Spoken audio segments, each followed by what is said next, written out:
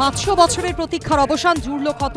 ভারতীয় সভ্যতার পুনর্জাগরণ, আজ সম্পূর্ণ ভারত সারা বিশ্ব রামময়। রাম মন্দিরের ধ্বজা উত্তোলন অনুষ্ঠানে মন্তব্য প্রধানমন্ত্রীর। রাম মন্দিরে উড়ল ধ্বজা, রাম বিভেদে নয় ভাবনায় যুক্ত।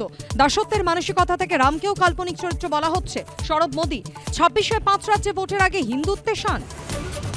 এসআইআর উত্তাপের মধ্যেই আজ মথুয়াগড়ে মুখ্যমন্ত্রীর জোড়া কর্মসূচি। প্রথমে বনগাঁ ত্রিকোণ পার্কে সমাবেশ, তারপর চাঁদপাড়া থেকে মিছিল করবেন মমতা বন্দ্যোপাধ্যায়।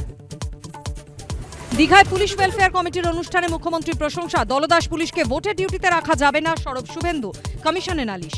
আবাসনের লোকদেরকে তালা লাগিয়ে রাখেন না। চলছে এসআইআর, পালাচ্ছে অনুপ্রবেশকারীরা। পরিস্থিতি খতিয়ে দেখতে সরেজমিনে রাজ্যপাল। হাকিমপুরের পর আজ মুর্শিদাবাদের জিয়াগঞ্জ সীমান্তে সিভি আনন্দ বোস। উলুবেড়িয়ায় পুকুরে পুলকার 3 পড়ুয়ার মৃত্যু। কিভাবে দুর্ঘটনা, নিজের দায় মানতে নারাজ ধৃত চালক। স্টিয়ারিংয়ে যান্ত্রিক ত্রুটির জের, হবে ফরেনসিক। সীমান্তে ভিড় বাংলাদেশের, বইছে কি উল্টো স্রোত। এদিকে টানতে সংশোধনের রথ, বিএলও নিলেন চরম পথ। এসআইআর এর কাটাছেড়ায় কোন পথে চায় বঙ্গভোট, যুক্তিতক্ক সন্ধে 7টা।